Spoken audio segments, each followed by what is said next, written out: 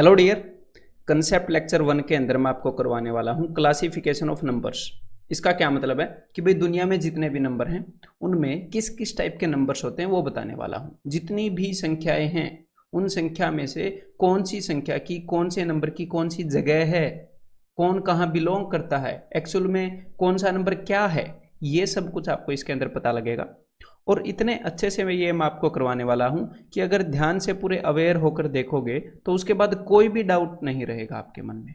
ठीक है, तो चलिए स्टार्ट करते हैं पूरी एनर्जी के साथ।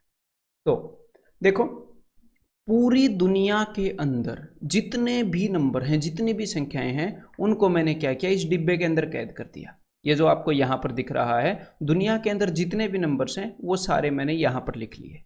ठीक है, तो पूरी दुनिया के अंदर जितने भी नंबर हैं उनको हम दो हिस्सों में डिवाइड कर सकते हैं।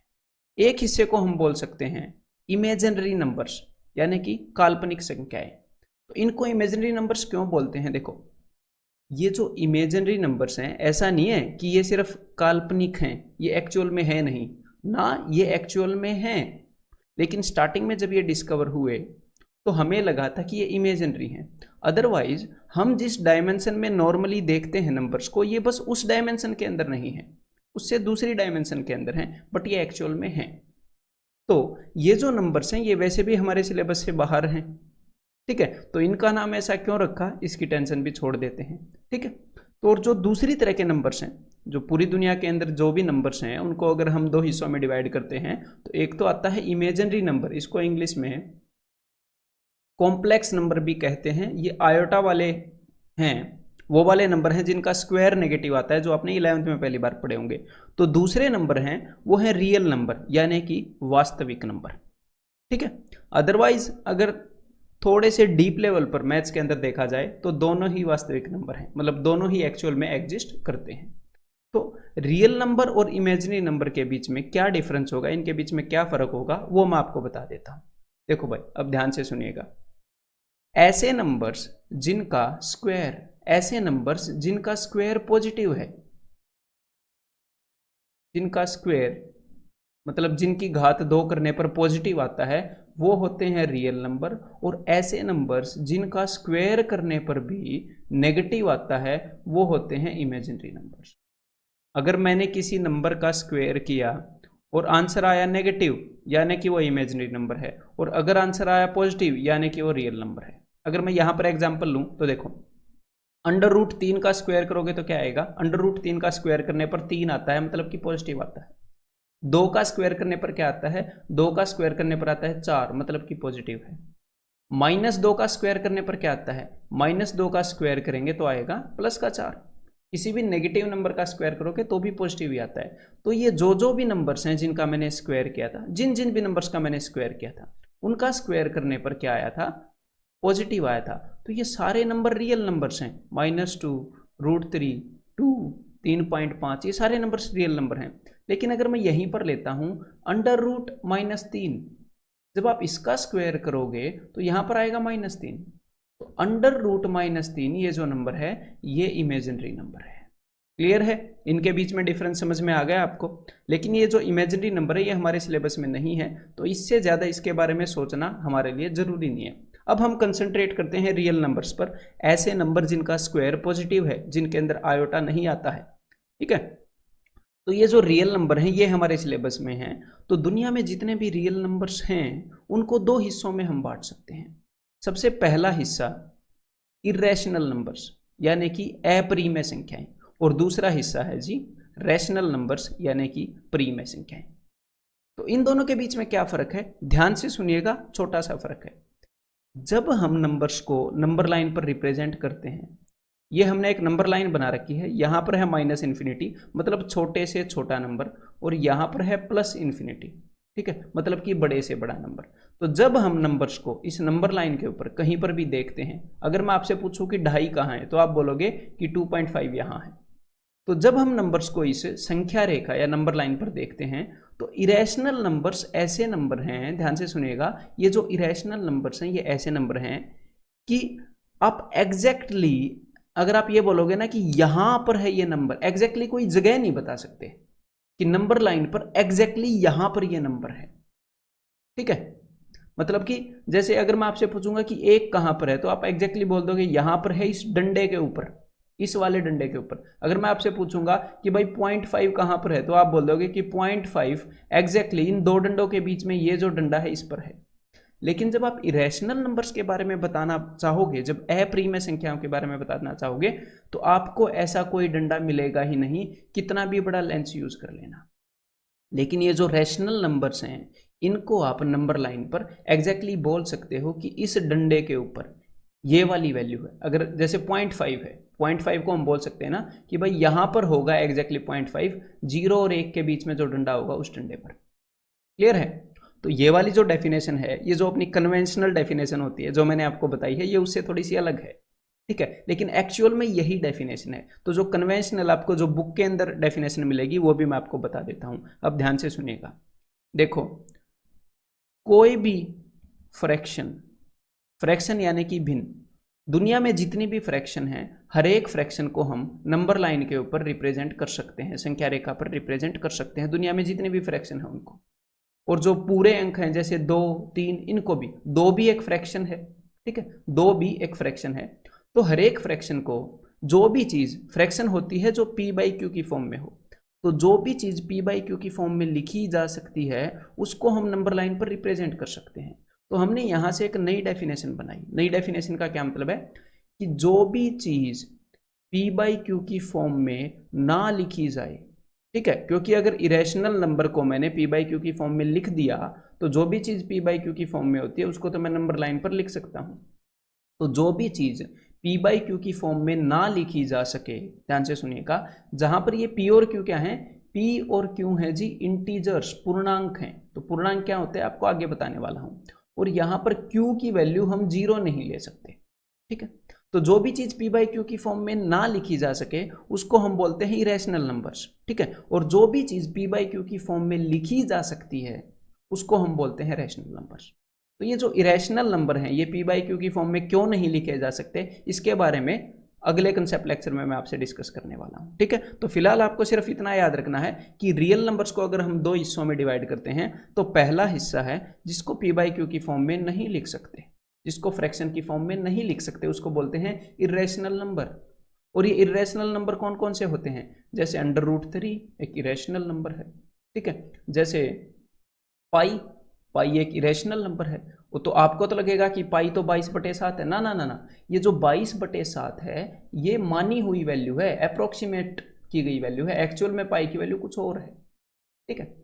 तो ऐसे नंबर जो p बाई क्यू की फॉर्म में लिखे जा सकते हैं उनको बोलते हैं रैशनल नंबर यानी कि प्रीमेय संख्याएं। क्लियर है? यहां तक ठीक ठाक पहुंच गए कि कौन सा नंबर कहां पर है। अब आगे इरेशनल नंबर के बारे में तो मैं आपको बताने वाला ही हूं बाद में, अब रैशनल नंबर पे फोकस करते हैं, प्रीमेय संख्याओं पर। जितने भी दुनिया के अंदर रैशनल नंबर हैं उनको हम 2 भागों में बांट सकते हैं, 2 पार्ट्स में डिवाइड कर सकते हैं। कैसे? एक को हम बोलेंगे फ्रैक्शंस, ठीक है, इरेशनल नंबर के डिब्बे के अंदर जितने भी नंबर पड़े हैं, मान लो यहां पर दुनिया के सारे रैशनल नंबर पड़े हैं ऐसे, ठीक है, तो जितने भी रैशनल नंबर यहां पर पड़े हैं उनमें से कुछ रैशनल नंबर तो ऐसे होंगे जो फ्रैक्शंस में होंगे, 3/7, 2/9, 5/8, ऐसे 1 3/7, 2 5/9, 31/1703, जो फ्रैक्शंस में होंगे, जो p बाई क्यू की फॉर्म में होंगे। और यहां पर जितने भी रैशनल पड़े हैं, रैशनल नंबर प्रीमेय संख्याएं पड़ी हैं, उनमें से कुछ नंबर ऐसे होंगे जो कि कंप्लीट होंगे। फ्रैक्शन का क्या मतलब होता है, फ्रैक्शन का मतलब होता है कि भाई पूरा नहीं है, 2/9, 9 में से सिर्फ 2। और पूरे का क्या मतलब है, पूरे का मतलब है 2, 3, 7, 112, ये पूरे है ना। अगर कोई आपसे पूछता है कितनी रोटी खाई, 3 रोटी खाई है, और जब कोई बोलता है 3.5 रोटी खाई तो मतलब कि वो फ्रैक्शन है।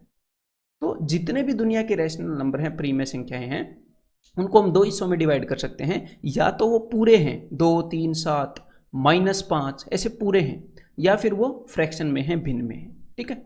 तो ये जो पूरे होते हैं ना, ये जो कंप्लीट होते हैं, इनको इंग्लिश में कंप्लीट नहीं कहते, लेकिन इनका मीनिंग यही होता है, इंग्लिश में इनको बोलते हैं इंटीजर्स, हिंदी में तो पूर्णांक ही बोलते हैं, फ्रैक्शंस को भिन्न ही बोलते हैं, ठीक है। तो चलिए हम एक बार नंबर लाइन बना लेते हैं, बिकॉज ये जो रैशनल नंबर्स हैं इनको हम नंबर लाइन पर रिप्रेजेंट कर सकते हैं, p बाई क्यू की फॉर्म में लिख सकते हैं। तो देखो कोई भी फ्रैक्शन होगी, जैसे मैं यहाँ पर बोलूँ 2.5, ये एक फ्रैक्शन है, तो इसको मैं यहाँ पर एग्जैक्टली रिप्रेजेंट कर सकता हूँ 2.5। कोई भी चीज़ होगी 3.2, कोई भी नंबर हो, इसको मैं यहाँ पर रिप्रेजेंट कर सकता हूँ 3.2। अब हम जो कंप्लीट नंबर हैं उनको एक बार देखते हैं, बिकॉज वो थोड़े से ज़्यादा अपने सिलेबस के अंदर आते हैं हमारी स्टेटमेंट्स के अंदर। तो देखो भाई, इस नंबर लाइन के ऊपर जितने भी एक कंप्लीट नंबर आपको दिख रहे हैं ना, पूरे पूरे, बीच में तो फ्रैक्शंस आती हैं वो नहीं लेनी, जो पूरे पूरे दिख रहे हैं। और ये नंबर लाइन कहाँ से कहाँ तक जाती है? ये नंबर लाइन वहाँ इन्फिनिटी तक जाती है, माइनस इन्फिनिटी, ठीक है, और वहाँ प्लस इन्फिनिटी तक जाती है। क्लियर है? तो ये जितने भी पूरे पूरे नंबर्स हैं जो इन खुटों के ऊपर हैं, इन डंडों के पास हैं, उन सारे नंबर्स को हम बोलते हैं इंटीजर्स। जो इन खुटों पे हैं उनको ध्यान रखना, बीच वाले को नहीं, जो इन खुटों पे हैं, इन डंडों पे हैं, और हिंदी में उनको बोलते हैं पूर्णांक। और यहां पर इनमें आपको देखने को मिला होगा कि एक तो बीच में है जीरो, जो ना पॉजिटिव है ना नेगेटिव है, जीरो ना पॉजिटिव है ना नेगेटिव है। जीरो से इस साइड जो नंबर हैं वो है जी नेगेटिव नंबर्स, उनको आप नेगेटिव इंटीजर्स बोल सकते हो, या फिर हिंदी में आप बोल सकते हो ऋणात्मक संख्याएं। ऋण, उनके पास ऋण है, उनके ऊपर ऋण चढ़ा हुआ है, बिकॉज ये नेगेटिव है। और जो इस साइड जो नंबर्स हैं उनको आप बोल सकते हो पॉजिटिव इंटीजर्स, यानी कि धनात्मक संख्याएं। ठीक है भाई। और देखो, अगर आप सारे नेगेटिव इंटीजर्स को हटा देते हो, नेगेटिव इंटीजर्स को छोड़कर दुनिया के सारे ये वाले नंबर ले लेते हो, तो उनको आप क्या बोलोगे? उनको आप बोलोगे नॉन नेगेटिव इंटीजर्स।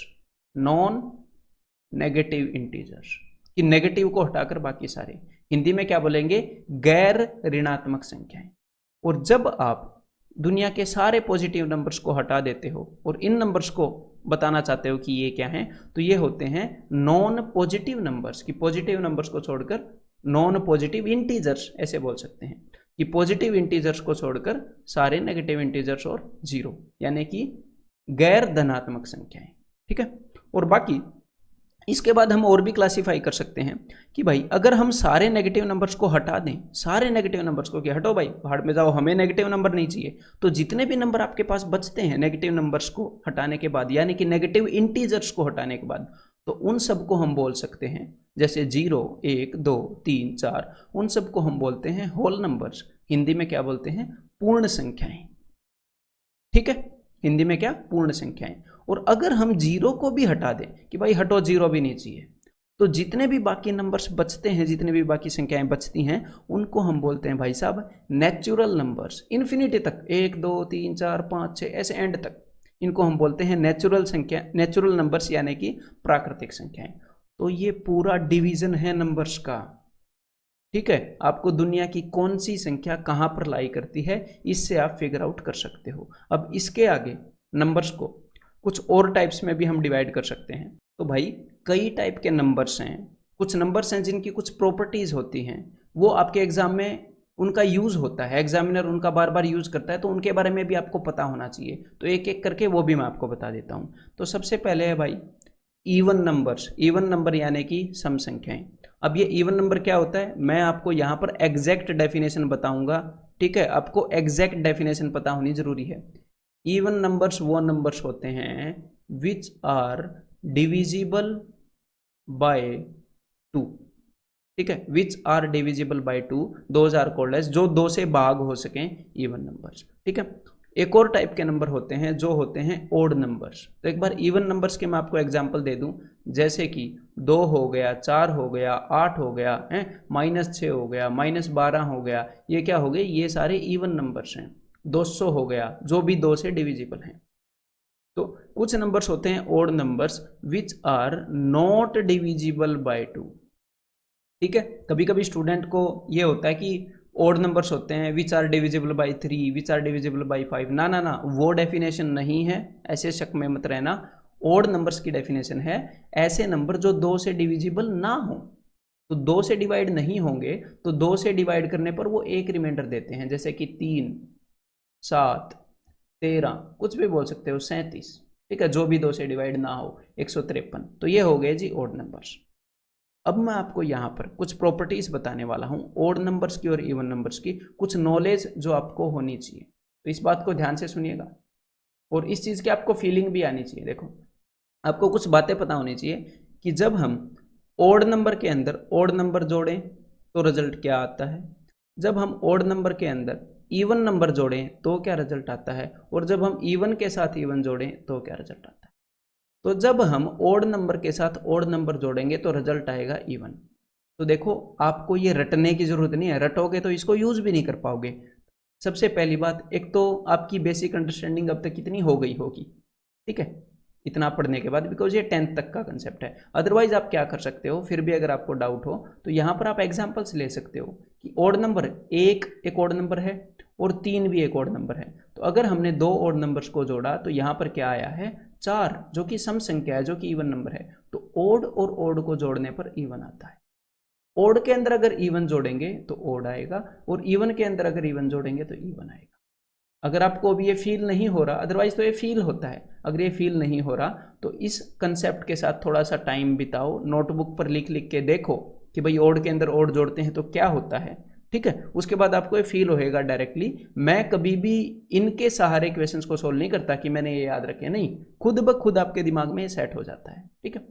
ओड और इवन को जोड़ते हैं, जैसे कि ओड है 5 और इवन है 4, कोई भी आप ले लो, तो यहां पर हो गया 5 और 4 9, जो कि ओड है, जो कि विषम है, ठीक है।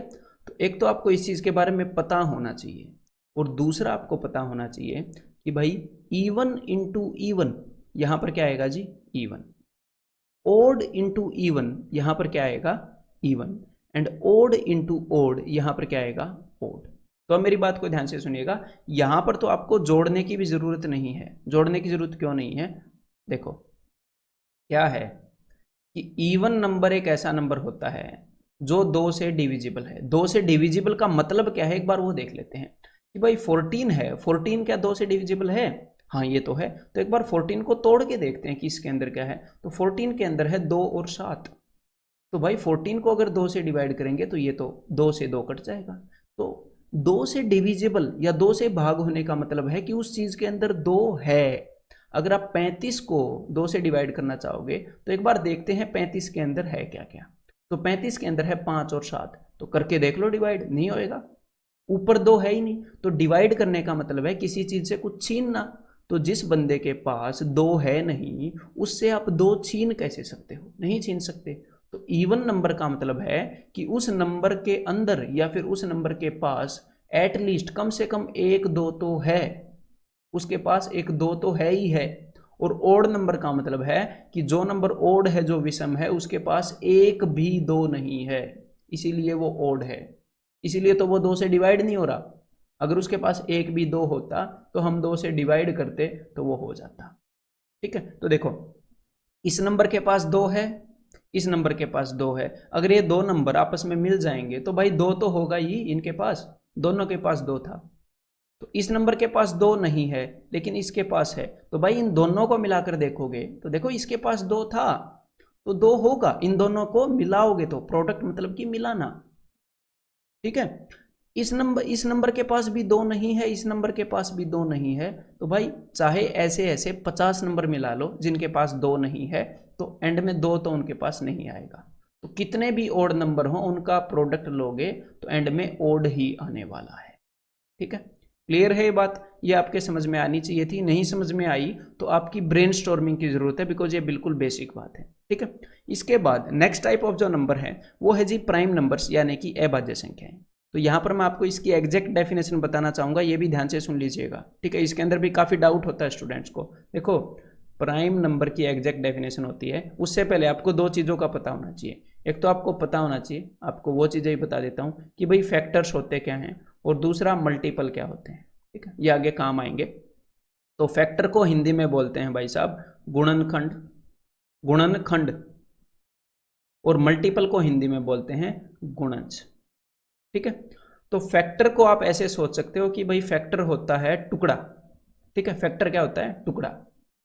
मान लो यहां पर मैं बोलूं कि भाई 35 के फैक्टर क्या क्या हैं, तो 35 को आप तोड़ लो। तो 35 को जब मैंने तोड़ा तो मेरे सामने आया 5 और 7, तो ये 35 के टुकड़े ही है ना। जब मैंने 35 को तोड़ा, जब मैंने 30 को तोड़ा तो मेरे सामने क्या आया, तो मेरे सामने आया जी 30 को मैंने तोड़ दिया ऐसे 3 इंटू 10, फिर मैंने आगे 10 को भी तोड़ दिया 2 इंटू 5, तो 30 के कितने टुकड़े बन गए, 3 2 5, ये टुकड़े बन गए। तो जो भी चीज मतलब कि जो ये 30 के टुकड़े हैं ये हैं 30 के फैक्टर्स, ठीक है। मतलब कि 30 का कोई हिस्सा उसको बोलते हैं फैक्टर्स, तो ये 30 से हमेशा छोटा होगा। देन अगली चीज है कि भाई मल्टीपल, मल्टीपल क्या होते हैं, आपने मल्टीप्लीकेशन टेबल किए हैं, पहाड़े किए हैं, तो जैसे 2 के मल्टीपल क्या होते हैं, 2 दूनी 4, 2 तिये 6, किसी चीज में किसी चीज से गुणा करने पर जो चीज आए उसको बोलते हैं मल्टीपल, ठीक है। 2 चौके 8, ये 8 उसका मल्टीपल है 2 का, तो मल्टीपल ये चीजें होती हैं। तो देखो कोई भी नंबर प्राइम है, ये कैसे पता चलेगा, प्राइम नंबर को हिंदी में बोलते हैं अभाज्य संख्याएं। तो कोई भी नंबर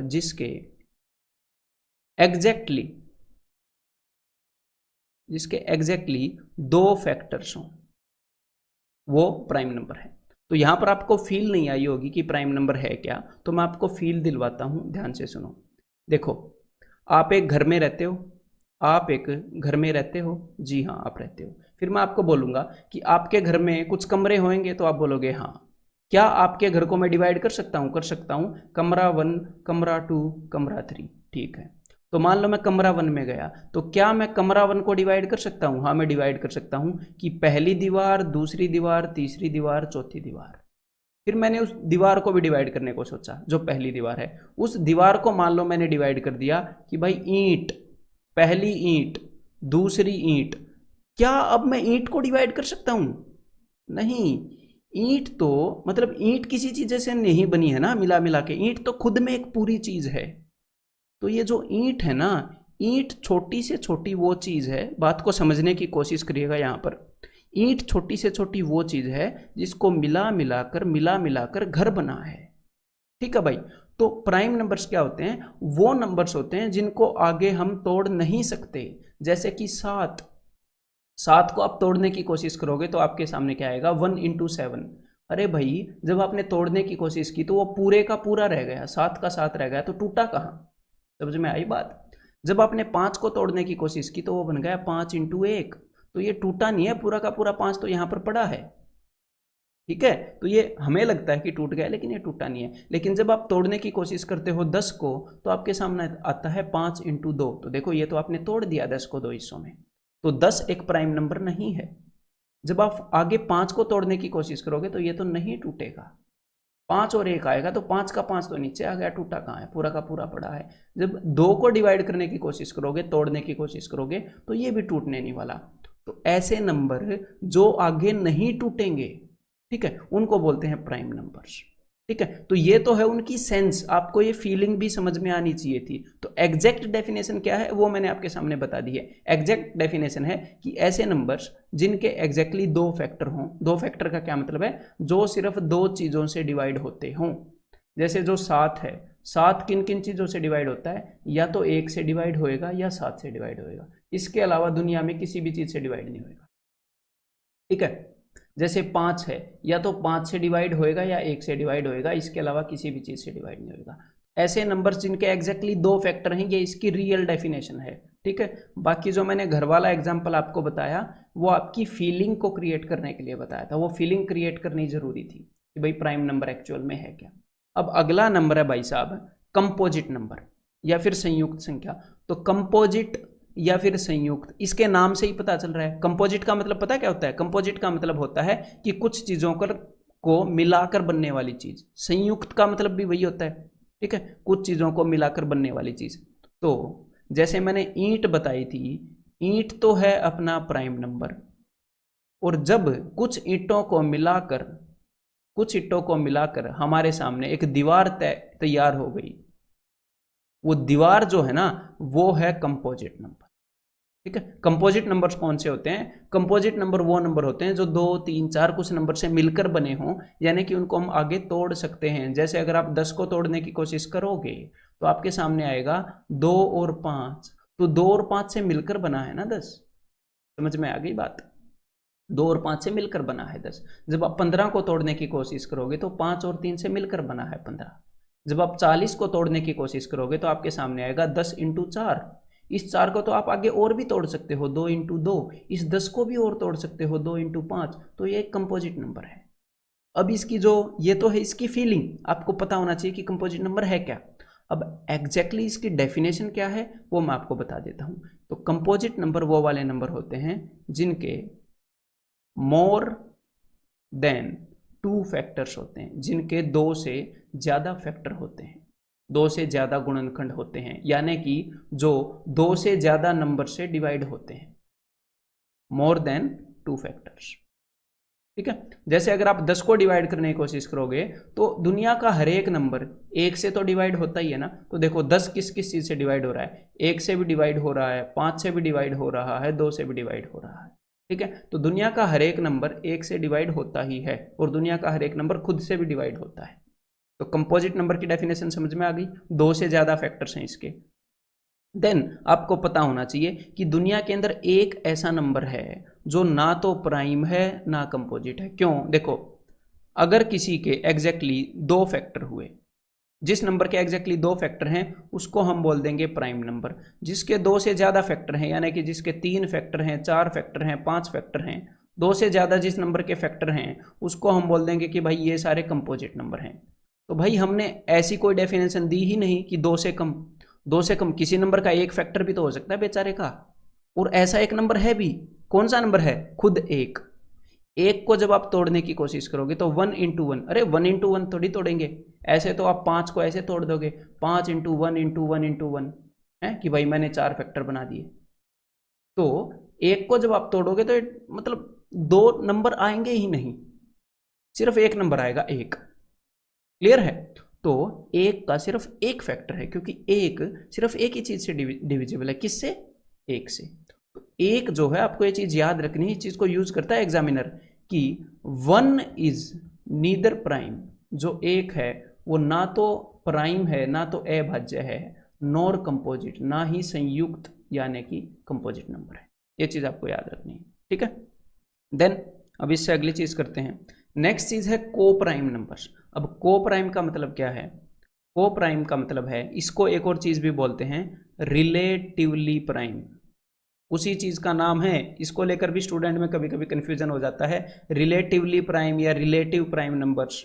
ठीक है, या म्यूचुअली प्राइम नंबर। तो इसकी मैं आपको फीलिंग बताना चाहूं तो उसका क्या मतलब है? उसका मतलब है एक दूसरे के हिसाब से प्राइम। एक दूसरे के हिसाब से प्राइम मतलब कि 2 ऐसे नंबर जिनमें कुछ भी कॉमन ना हो। ठीक है, जैसे कि खुद उन नंबर्स का प्राइम होना जरूरी नहीं है, 2 ऐसे नंबर जो एक दूसरे के हिसाब से प्राइम हैं, उनमें एक दूसरे में कुछ भी कॉमन नहीं है।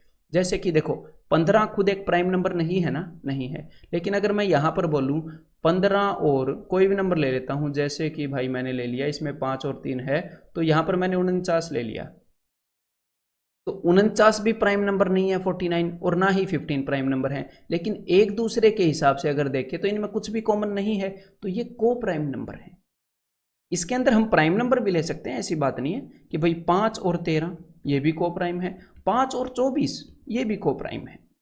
इनमें भी कुछ कॉमन नहीं है, इनमें भी कुछ कॉमन नहीं है। तो कोई भी, और को प्राइम नंबर कितने होंगे? को प्राइम नंबर एक नंबर नहीं होता कि 17 को प्राइम है, नहीं। नंबर को प्राइम होता है दूसरे नंबर के हिसाब से, कि उस नंबर के साथ इसमें कुछ भी कॉमन नहीं है। तो को प्राइम का एक जोड़ा होता है कि ये 2 नंबर एक दूसरे के हिसाब से को प्राइम है। क्लियर है? चलिए, तो सारे टाइप्स जो आपके एग्जाम के लिए जरूरी थे वो तो मैंने करा दिए। अब मैं आपको कुछ जरूरी बातें बताना चाहूंगा प्राइम नंबर्स को लेकर, तो आप ध्यान से सुन लीजिएगा, ये भी नोट करने लायक बातें हैं कि भाई स्मॉलेस्ट प्राइम नंबर कौन सा है? सबसे छोटा प्राइम नंबर दुनिया के अंदर वो है भाई 2, सबसे छोटा प्राइम नंबर। और एक ऐसा प्राइम नंबर है दुनिया में अकेला जो कि इवन है, ओनली, जो कि सम है, ओनली इवन प्राइम नंबर। इस चीज को यूज करता है भाई एग्जामिनर।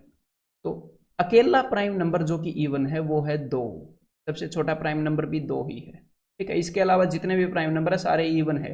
देखो 3, 5, 7, 11, 13 सारे ओड हैं इस 2 के अलावा। ठीक है, देन एक और बात आपको पता होनी चाहिए, ध्यान से सुनिएगा, इसको समझना जरूरी है कि एवरी प्राइम नंबर, हर एक प्राइम नंबर इस दुनिया में जो है भी है, कैन बी एक्सप्रेस्ड, उसको हम एक्सप्रेस कर सकते हैं, उसको हम लिख सकते हैं, can be expressed as 6n ± 1। मतलब कि दुनिया में जो भी प्राइम नंबर है, और यहां पर कुछ एक्सेप्शंस हैं, एक्सेप्ट 2 and 3, 2 और 3 को छोड़कर दुनिया में जितने भी प्राइम नंबर हैं उनको हम 6n प्लस माइनस 1 की फॉर्म में लिख सकते हैं। मतलब कि दुनिया में जितने भी प्राइम नंबर हैं वो या तो 6n का क्या मतलब है, 6n का मतलब है 6 का मल्टीपल, जो चीज़ 6 से भाग होती है। तो दुनिया में जितने भी प्राइम नंबर हैं वो या तो 6 से 1 आगे हैं या वो 6 से 1 पीछे हैं, 6 के पहाड़े से, सॉरी। ठीक है, तो 2 और 3 के अलावा एक बार एक्सपेरिमेंट करके देखें। और ऐसे मत सोचना, अब इस बात को ध्यान से सुनो, ऐसे मत सोचना कि जो भी नंबर 6n प्लस माइनस 1 की फॉर्म में है या जो भी नंबर जो 6 के पहाड़े से 1 आगे है या 1 पीछे है वो प्राइम नंबर है। मैं ऐसा नहीं बोल रहा कि जो भी नंबर इन दोनों जगह पर है वो प्राइम नंबर है ना। अब फिर से मेरी बात को सुनो, मैं बोल रहा हूं कि जो भी प्राइम नंबर है, जो भी है, हो सकता है 6 से 1 आगे या 1 पीछे प्राइम नंबर, कोई ऐसा नंबर हो सकता है जो प्राइम नंबर ना हो। लेकिन मैं बोल रहा हूं कि जो भी प्राइम नंबर है अगर वो कहीं पर मिलेगा तो वो पक्का या तो 6 के पहाड़े से 1 पहले होगा 6 की टेबल से, या 6 की टेबल से 1 बाद में होगा। ठीक है, अगर ये बात समझ में नहीं भी आई हो तो इसको बार बार सुनो, इसके ऊपर सोचो। तो देखो, अब इस चीज से आपको फायदा क्या होगा, इस चीज से आपको फायदा होता है कि आप तेज स्पीड के अंदर प्राइम नंबर अभाज्य संख्याएं निकाल सकते हैं कि स्टार्टिंग की 2 वाली तो 2 और 3 है, और अगला जो भी नंबर होगा मैं 6 के पहाड़े के आसपास देखूंगा। तो 6 एकम क्या होता है, 6 एकम 6, तो 6 से पहले देखो 5, 5 प्राइम है, जी हाँ। 6 के आगे 1 7, 7 प्राइम है। फिर 6 दूनी 12, 12 से 1 पहले 11 भी प्राइम है, 12 के 1 बाद 13 भी प्राइम है।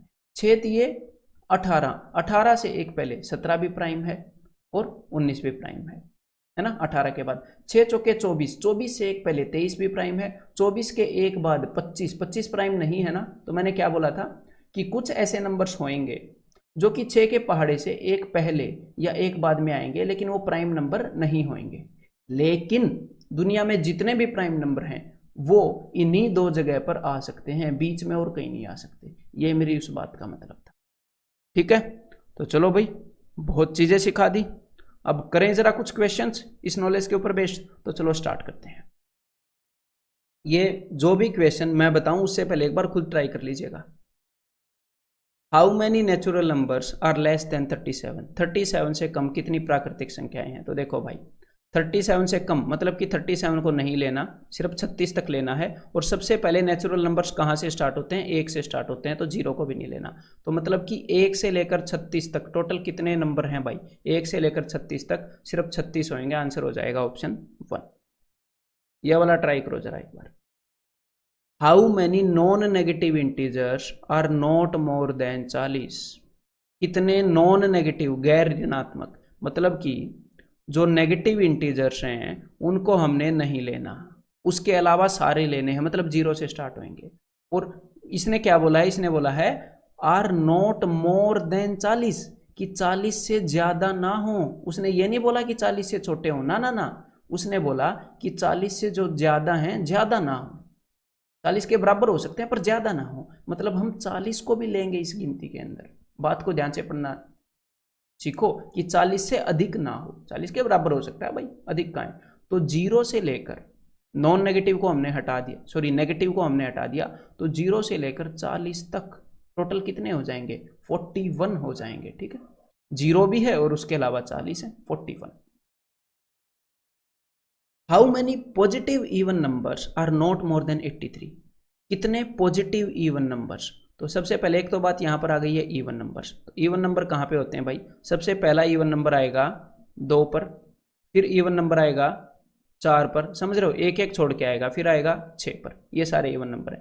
और यहां पर एग्जामिनर ने आपको बोला है आर नॉट मोर देन 83, 83 से ज्यादा ना हो, 83 से ज्यादा वाले नहीं लेने। तो 83 से कम वाला, 83 से कम वाला सबसे पहला इधर से कौन सा होएगा, 82 होएगा इवन नंबर। ठीक है, और स्टार्टिंग में हमने कहां से शुरू करना है, हमने स्टार्ट करना है पॉजिटिव नंबर्स, मतलब कि 0 को भी भगा दो यहां से। तो देखो भाई, जो 1 है, 3 है, 5 है, ये जो ओड नंबर्स हैं इनको भगाओ यहां से, सिर्फ 2 4 6।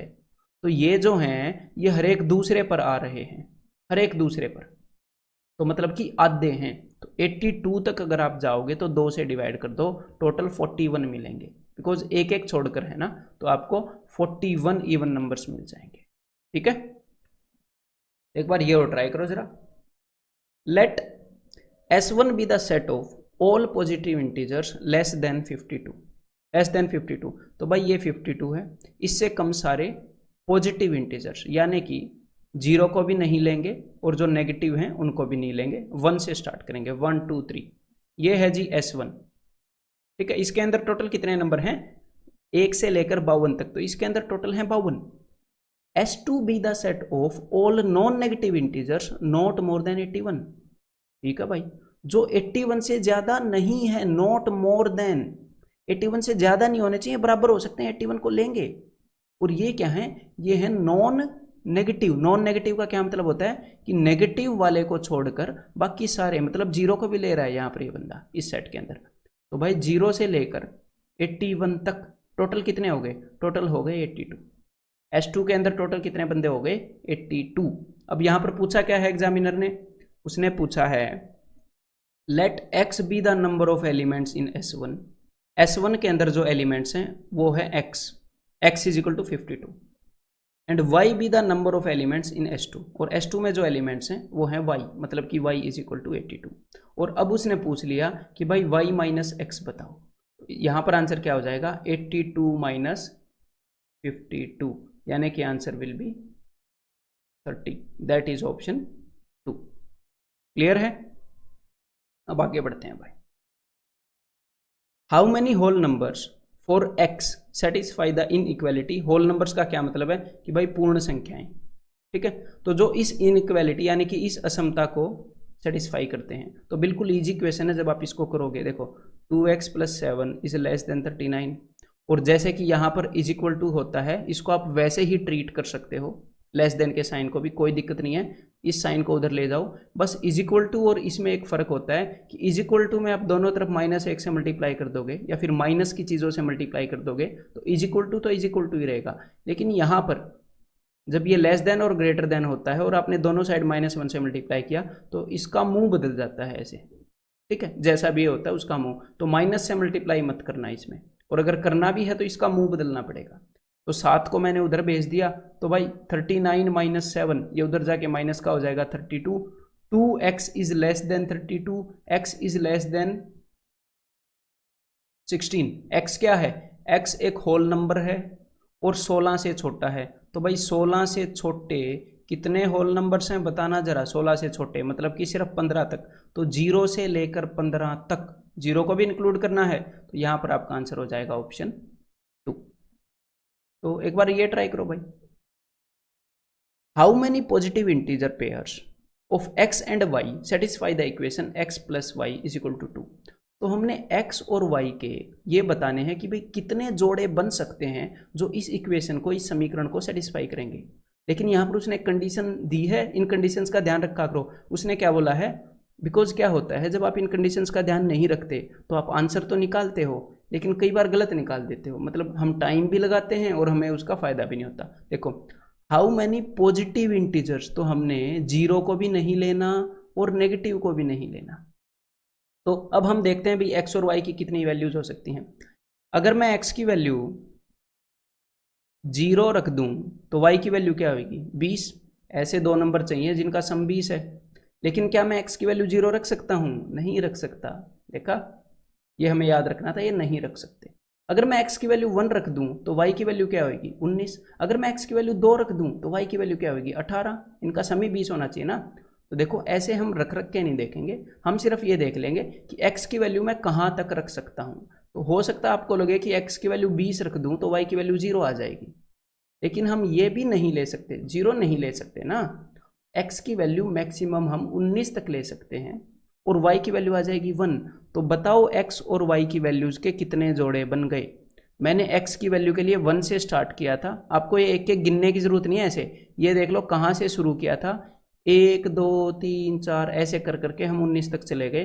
तो टोटल 19 पेयर्स बने हैं। टोटल कितने जोड़े बने हैं भाई इन वैल्यूज के, 19। आंसर हो गया ऑप्शन 2। अब इसी नॉलेज के ऊपर बेस्ड ये वाला क्वेश्चन आपको ही करना है, ठीक है, मेरा सॉल्यूशन नहीं देखना, इस पर टाइम लगाओ। How many non negative integer pairs of x and y satisfy the equation this. x + y की वैल्यू है 10। अब की बार उसने बोल दिया भाई नॉन नेगेटिव, मतलब कि नेगेटिव नहीं होने चाहिए, बस बाकी जीरो को भी ले लो, पॉजिटिव को भी ले लो, हमें कोई टेंशन नहीं है। तो x की वैल्यू मैं 0 रखूंगा तो y की वैल्यू 10 आ जाएगी, x की वैल्यू मैं 1 रखूंगा तो y की वैल्यू 9, और ऐसे ही मैं देख लेता हूँ x की वैल्यू मैं कहाँ तक रख सकता हूँ, 0 1 2 3 4 5 6 7 8 9, ऐसे ही मैं 10 रखूंगा x की वैल्यू तो y की वैल्यू क्या आ जाएगी 0। अब की बार मैं 0 ले सकता हूँ, तो भाई 0 से लेकर x की कितनी वैल्यूज रखी है मैंने, बिकॉज x की अगर मैंने कोई वैल्यू रखी है तो उसके लिए y की कोई ना कोई वैल्यू तो होएगी ही, है ना। यहाँ पर 7 रखा तो वहाँ पर 3, तो सिर्फ ये देख लो कि x की कितनी वैल्यू रखी है, तो 0 से लेकर 10 तक यानी कि टोटल 11 वैल्यूज रखी हैं, तो टोटल 11 जोड़े बने हैं ऐसे। यहाँ पर आंसर हो जाएगा option 3। How many positive integer pairs of a and b satisfy the equation a + 2b = 30। तो ये जो इस टाइप के क्वेश्चंस हैं ये अब तक तो एसएससी में देखे नहीं गए हैं, ठीक है। ये एक क्वेश्चन मैंने फिर भी लिया है ताकि थोड़ी सी कंसेप्चुअल क्लैरिटी आपके पास आ जाए, ठीक है। इससे कोई दिक्कत नहीं होगी आपको करने में। देखो a + 2b = 30, हमें a और b की अलग अलग वैल्यूज बतानी है, और जब भी ऐसे वैल्यूज बतानी हो तो यहीं पर रखने की कोशिश मत करना, ठीक है। जैसे हम पिछले क्वेश्चन में कर रहे थे, इसमें से इसको उधर भेज दो, तो यहाँ पर क्या आ जाएगा a = 30 - 2b। और बिकॉज ये इस टाइप के आते नहीं हैं तो इसका मैं ज़्यादा क्वेश्चन नहीं लूँगा, सिर्फ एक बता रहा हूँ आपको हिंट देने के लिए कि ऐसे भी सोचते हैं। तो देखो मैंने इसको उधर भेज दिया, और अब मैं यहाँ पर पता है किस चीज़ की वैल्यू रखूँगा, मैं यहाँ पर वैल्यू रखूँगा जी b की, ठीक है। मैं b की वैल्यू रखूंगा और a की कुछ ना कुछ वैल्यू तो आ ही जाएगी ना उसके लिए कट पिट के यहाँ पर। और यहाँ पर इसने बोला था पॉजिटिव इंटीजर्स, तो पॉजिटिव इंटीजर हैं, इसी कारण मैं b की वैल्यू 0 नहीं रख सकता। तो मैं देखता हूँ सबसे पहले जो मैं b की वैल्यू रखूंगा, और b की वैल्यू रैंडमली नहीं रखनी होती कि 5 रख दी 6 रख दी, नहीं, एक स्ट्रक्चर में जाओगे तो आपको काउंट करने में दिक्कत नहीं होगी। तो सबसे पहले मैं रखूंगा 1, अगर b की वैल्यू मैंने 1 रखी तो 2 1 कम 2, यहाँ पर आ गया 2, 30 में से 2 गए 28, a की एक वैल्यू आ गई ना 28। अगर b की वैल्यू मैंने रखी 2 तो भाई 2 2 जा 4, तो a की वैल्यू क्या आ गई, 30 में से 4 गए 26। आपको ये रखने की जरूरत नहीं है, सिर्फ इतना दिमाग लगाना है कि भाई b की वैल्यू मैं क्या रख सकता हूँ बड़ी से बड़ी, मुझे ये तो पता चल गया कि छोटी से छोटी एक रख सकता हूँ। तो भाई देखो उसने बोला है कि a और b की वैल्यू पॉजिटिव होनी चाहिए, अगर वो पॉजिटिव ना बोलता फिर तो हम इन्फिनिटी तक बढ़ते ही चले जाते। तो इसको आप क्या रख सकते हो, बड़े से बड़ा। अगर आपको ये लगे कि मैं b की वैल्यू 15 रख दूं, 15 दूनी 30, ठीक है, तो 30 में से 30 गए। अगर b की वैल्यू आप 15 रखोगे तो a की वैल्यू आ जाएगी 0। तो भाई पॉजिटिव होना चाहिए, ये वाली भी नहीं रख सकते, ठीक है। तो b की वैल्यू बड़ी से बड़ी, बिकॉज a की वैल्यू 0 आ गई ना, पॉजिटिव होनी चाहिए, तो b की वैल्यू बड़ी से बड़ी आप 14 रख सकते हो, 14 दूनी 28, ताकि 30 में से 28 गया क्या आ जाएगा जी 2, ठीक है। बस ये थोड़ा सा दिमाग लगाना था। तो कितनी वैल्यूज रख सकते हो आप, 1 से लेकर 14 तक, यानी कि टोटल 14 पेयर्स यहाँ पर बन सकते हैं a और b की वैल्यूज के। तो आंसर क्या आ जाएगा, ऑप्शन 1, ठीक है। तो चलिए अब कुछ अपने ओड इवन वाले कंसेप्ट के क्वेश्चंस करते हैं। ये देखो एक बार, if a and b are odd numbers then which of the following is even. तो सबसे पहला तरीका इस टाइप के क्वेश्चंस का, पुट वैल्यूज, जो भी एग्जामिनर ने आपको कंडीशंस दी हैं उनके तहत वैल्यूज रख दो। यही काम हमें एलजेब्रा में भी करना होता है ज़्यादातर क्वेश्चंस में, ठीक है, और सबसे इजीएस्ट काम है। उसने क्या बोला है, उसने बोला कि ए और बी ओड नंबर्स हैं, तो कोई दिक्कत नहीं, एक और एक ले लिया मैंने। हो सकता है आपको लगे कि एक और 3 ले ले, लेकिन उसने ये भी तो नहीं बोला कि अलग अलग लो, लेकिन चलो फिर भी हमने अलग अलग ले लिया। चलो एक एक लेकर भी काम चल सकता है, ऐसी बात नहीं है। तो उसने बोला था ये दोनों ओड नंबर हैं, तो मैंने ओड नंबर ले लिए। अब वो पूछ रहा है कि नीचे वाले ऑप्शंस में से कौन सा इवन है, तो मैं वैल्यूज पुट कर करके देख लूंगा। भाई ए की जगह पर 1 3 + 1 × 3, तो क्या ये इवन है, ये तो 7 आया, ये तो इवन नहीं है। यहाँ पर अगर मैं रखूंगा 1 3 - 1, -1 से 1 गया 3, ये भी नहीं है। अगर मैं यहाँ पर रखूंगा 1 3 1, तो यहाँ पर क्या आया 5, ये भी नहीं है। तो सीधा आंसर लगा दिया मैंने ऑप्शन डी। चाहे इसमें रख के देख लो, 1 3 + 2 × 1 × 3, तो ये क्या आ गया भाई 6, तो 6 और 3 9 और 1 10, तो ये आ गया ना इवन। तो सबसे पहला तरीका है, जो भी उसने कंडीशंस दी हैं उसके अंदर आप वैल्यूज पुट कर दो। अब दूसरा तरीका है उस अंडरस्टैंडिंग पे चलने का जो मैंने आपको बताई थी कि भाई ओड में ओड मल्टीप्लाई करोगे तो ओड आएगा।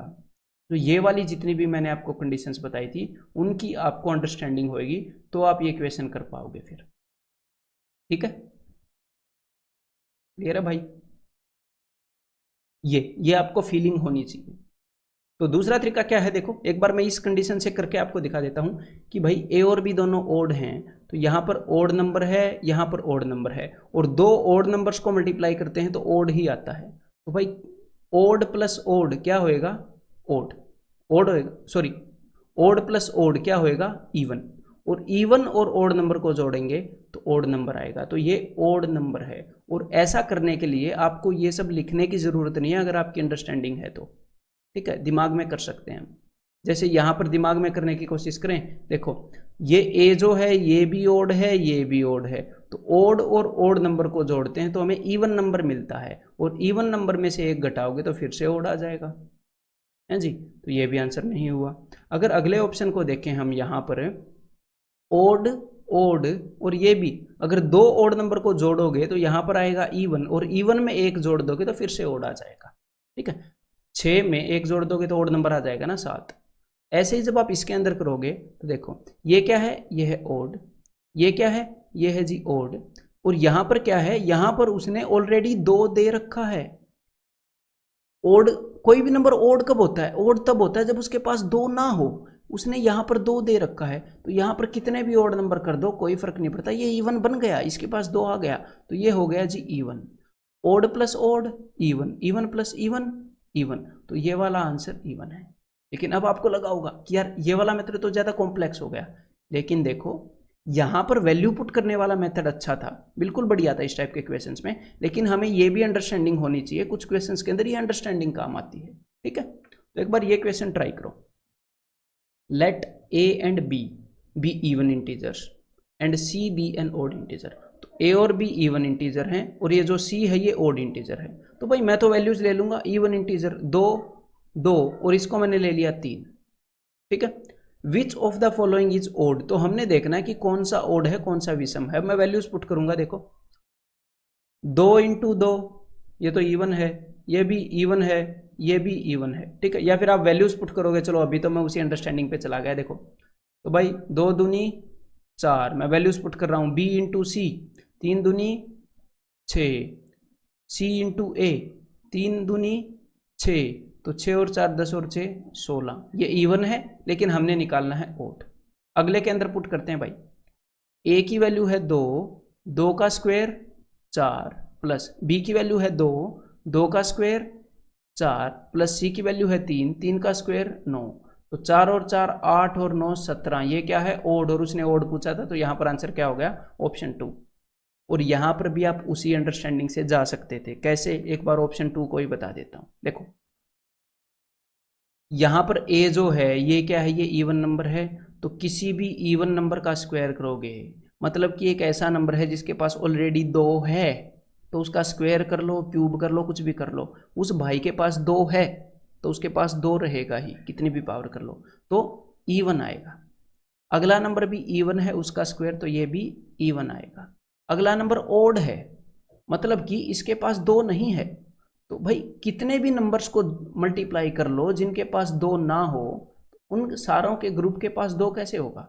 मान लो आप 3 बंदे हो, पहला बंदा, दूसरा बंदा, तीसरा बंदा, आपके पास भी कार नहीं है, आपके दोस्त के पास भी कार नहीं है, आपके तीसरे दोस्त के पास भी कार नहीं है, तो आप तीनों मिल जाओगे तो आपके पास कार थोड़ी हो जाएगी। अगर किसी एक के पास कार हो तो आप तीनों के मिलने पर कार रहेगी तीनों के पास, समझ गए? तो वही वाला कंसेप्ट है ओड को मल्टीप्लाई करने वाला। तो भाई ओड का स्क्वायर क्या हो जाएगा? वो भी हो जाएगा ओड।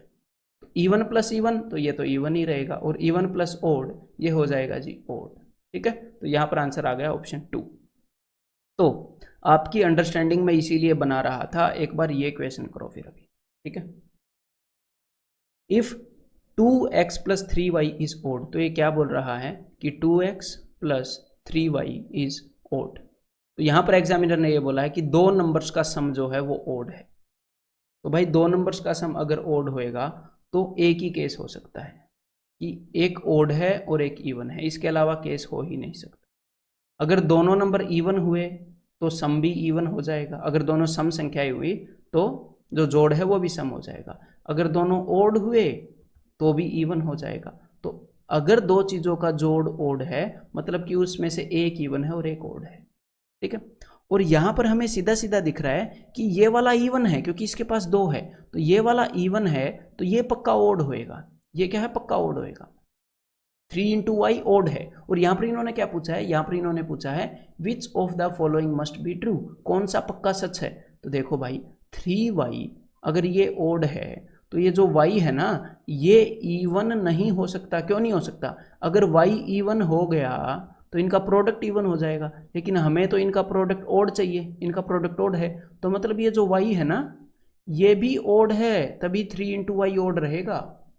ठीक है, अगर इस y को 2 दे दोगे, इसको इवन बना दोगे तो 3 इंटू वाई भी इवन हो जाएगा। तो यहां पर कौन सी चीज पक्का सच है? Option 4 y is odd. ठीक है, समझ में आ गई बात? अब आगे बढ़ते हैं। The sum of p even numbers is even and the sum of q odd numbers is odd. तो इस चीज को समझाने से पहले मैं आपको कुछ कंसेप्ट बताना चाहूंगा, ध्यान से सुनिएगा। देखो भाई, अगर मैं इवन नंबर को जोड़ता चला जाऊं, देखो 2 इवन नंबर्स का सम क्या होगा? 2 इवन नंबर्स का सम होगा इवन। 3 इवन नंबर्स का सम क्या होगा? 3 इवन नंबर्स का सम भी इवन होगा। तो अगर आप इवन नंबर्स को जोड़ रहे हो, तो चाहे वो संख्या में कितने भी हों, चाहे वो ओड हो, ओड का क्या मतलब है कि यहां पर कितने इवन नंबर हैं? 3 इवन नंबर हैं। तो भाई 3 इवन नंबर हैं, चाहे वो 4 हों, मतलब कि कितने इवन नंबर हैं? Even number of even number है, मतलब कि 4 इवन नंबर है ना, इवन नंबर है। तो चाहे ओड इवन नंबर हो या even number of even number हो, उनका सम इवन ही होएगा। ठीक है, लेकिन ओड नंबर का खेल क्या है? जब आप उतने ओड नंबर्स को मिलाते हो, जैसे कि यहां पर आपने कितने ओड नंबर्स को मिलाया? 2। उतने ओड नंबर्स को मिलाते हो, इवन नंबर हो जो कि, जैसे कि 2 एक इवन नंबर है, तो आप even number of odd numbers को मिलाते हो तो उनका सम आता है इवन। ठीक है, मतलब कि अगर आपने 2 ओड नंबर मिलाए तो सम आएगा इवन। अगर आपने 4 ओड नंबर्स को जोड़ा तो सम आएगा इवन। अगर आपने 18, सॉरी यहां पर इवन बोल गया मैं, ओड नंबर्स हैं। अगर आपने 18 ओड नंबर्स को जोड़ा तो सम आ जाएगा इवन। अगर आपने 200 ओड नंबर्स को जोड़ दिया आपस में तो सम आ जाएगा इवन। लेकिन अगर आपने ओड इवन नंबर्स को जोड़ दिया, ठीक है, तो सम आ जाएगा ओड। मतलब कि अगर आपने 3 ओड नंबर्स को जोड़ दिया तो सम क्या आ जाएगा? ओड। अगर आपने 13 ओड नंबर्स को जोड़ दिया आपस में तो भी सम ओड ही आएगा। मतलब कि अगर आप ओड नंबर्स को जोड़ोगे तो सम ओड ही रहता है। ठीक है, और इसके लिए जैसे मैंने आपको बताया था, अब इसके लिए सिंपल एक्सप्लेनेशन भी है। देखो, जब आप 10 इवन नंबर्स को जोड़ते हो तो 10 इंटू इवन कर लो। ठीक है, तो ये 10 इंटू इवन क्या होएगा? इवन। जब आप 5 इवन नंबर्स को जोड़ते हो तो 5 इंटू इवन कर लो। 5 इंटू इवन क्या है? अबे इस इवन के पास 2 तो है ही ना, यहां पर तो 2 है ही, तो इवन है। जब आप 4 ओड नंबर्स को जोड़ते हो तो देखो 4 इंटू ओड नंबर्स, तो 4 जो है वो इवन है, तो पूरा प्रोडक्ट भी क्या हो जाएगा? इवन हो जाएगा। लेकिन जब आप 5 ओड नंबर्स को जोड़ते हो, 5 ओड नंबर्स को जोड़ने का क्या मतलब है? 5 इंटू ओ, ऐसे अगर मैं 5 बराबर ओड नंबर्स को जोड़ू तो समझाने के लिए, तो 5 इंटू ओ, तो ये बन गया 5o। तो ना तो इस o के पास 2 है क्योंकि ये ओड है, ना ही इस 5 के पास 2 है क्योंकि ये ओड है। इसी कारण जब आप उतने ओड नंबर्स को जोड़ते हो, कितने ओड नंबर्स को? Odd number of odd numbers को, तो जो सम है वो ओड ही होता है। ठीक है, तो ये भी ऐसी चीज है जिसके ऊपर आपको थोड़ा सा खुद सोचना पड़ेगा, खुद ब्रेनस्टॉर्मिंग करनी पड़ेगी। ठीक है, तो आपकी पेन और नोटबुक की जरूरत है यहाँ पर। जहां पर भी ऐसी चीज की जरूरत होगी कि यहाँ पर आपको सोचना चाहिए, वहां पर मैं आपको बता रहा हूँ भाई। ठीक है, तो वहां पर जरूर टाइम देना थोड़ा सा खुद के दिमाग को। The sum of p even numbers is even, मतलब कि p क्या है? p कुछ भी नंबर हो सकता है 5 है, 6 है, 7 है। तो ये कहना चाह रहा है, अगर मान लो p की वैल्यू 6 मान लूँ, आपको समझाने के लिए बोल रहा हूँ, तो कि भाई 6 इवन नंबर्स का सम जो है वो इवन है, ये ऐसा कहना चाह रहा है। तो p इवन नंबर्स का सम इवन है। तो देखो भाई, इवन नंबर्स चाहे आप ओड ले लो या इवन ले लो, वो तो हमेशा इवन ही आएंगे। तो यहाँ पर p के बारे में मैं कुछ नहीं कह सकता मैं कि भाई p ओड है या इवन है। अगर p ओड होएगा तो भी ये इवन आने थे, अगर p इवन होएगा तो भी ये इवन आने थे। और यहाँ पर एग्जामिनर ने बोला है and the sum of q odd numbers, Q की वैल्यू जितनी है उतने ओड नंबर्स लिए हैं एग्जामिनर ने, और उनका सम क्या है, उनका सम ओड है। तो देखो, जब आप odd numbers of odd number लेते हो तो ही सम ओड आता है। अगर आप 18 ओड नंबर ले लोगे तो सम ओड नहीं आएगा, तो इवन आएगा। तो मतलब कि अगर जब आपने क्यू ओड नंबर्स को जोड़ा तो ओड आया, मतलब ये क्यू क्या है, ये क्यू है जी ओड। तो हमें क्यू के बारे में तो पता चल गया, पी के बारे में मुझे पता नहीं। एग्जामिनर क्या पूछ रहा है, which of the following must be true, इन नीचे में दिए गए में से कौन सी चीज पक्का सच होगी। तो देखो कि भाई P प्लस क्यू इवन है, तो देखो भाई P के बारे में मुझे पता नहीं। अगर P ओड हुआ, Q के बारे में मुझे पता है और Q तो ओड है ही, अगर P ओड हुआ तो इनका सम आ जाएगा इवन, बहुत बढ़िया। लेकिन अगर P जो है वो इवन हुआ तो इनका सम ओड आ जाएगा। तो भाई इसके बारे में तो मैं कुछ नहीं कह सकता। एग्जामिनर ने बोला है which of the following must be true, true होना ही होना चाहिए। तो P plus Q is equal to odd, तो ये तो हम कह ही नहीं सकते ना कि P प्लस क्यू इवन है या ओड है, हमें P के बारे में पता नहीं है। आगे उसने क्या पूछा है कि P into Q is even. तो देखो भाई P के बारे में मैं कुछ कह नहीं सकता, ओड भी हो सकता है, और Q तो ओड है ही। अगर P ओड हुआ तो ओड इंटू ओड ओड ही हो जाएगा, तो ये भी पक्का ट्रू नहीं है। तो यहाँ पर आंसर क्या आ जाएगा, ऑप्शन 4। तो यहाँ पर आपको वो वाली अंडरस्टैंडिंग काम आई ना। हाँ, तो इसके बारे में सोचो जरा, टाइम दो, ये वाला क्वेश्चन ट्राई करो जरा एक बार। एसएससी सीजीएल 2017 मेंस का है। X Y and Z are prime numbers, ठीक है भाई, 3 प्राइम नंबर्स हैं जिनका जोड़ है 38। What is the maximum value of x. देखो एक्स वाई और जेड इन सब का सम है 38, और यहां पर एग्जामिनर ने पूछी एक्स की मैक्सिमम वैल्यू। तो देखो जो प्राइम नंबर्स होते हैं, प्राइम नंबर सारे ओड होते हैं ना, बस मेरी बात को सुनते रहिएगा, समझाने के लिए बोल रहा हूँ आपको, जो भी बोल रहा हूँ। प्राइम नंबर सारे ओड होते हैं। अगर मैं 3 ओड नंबर्स को जोड़ दूं, odd odd odd odd number of odd numbers को, तो यहाँ पर ओड आना चाहिए, लेकिन यहाँ पर तो इवन है। यहाँ पर विषम आना चाहिए, लेकिन यहाँ पर तो सम है। तो देखो इसका मतलब पक्का एक चीज इनके बीच में इवन है। तो सारे प्राइम नंबर्स ओड नहीं होते, एक प्राइम नंबर है दुनिया में जो इवन है। कौन सा प्राइम नंबर है जो इवन है, वो है जी 2। मतलब कि ये जो 3 प्राइम नंबर हैं जिनका सम 38 लिया गया है, उनमें से एक पक्का 2 है, ठीक है।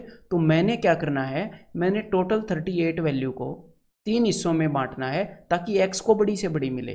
तो यहाँ पर z को तो मैंने 2 दे दी, मुझे पता है कि 2 भी इन्वॉल्व है। तो अब बाकी बच गए 2 ओड नंबर। तो 38 में से 2 गया, कितने बच गए भाई, 38 में से 2 गया, बच गए 36, ठीक है। और 36 को मैंने x और y में बांटना है, टोटल 38 था।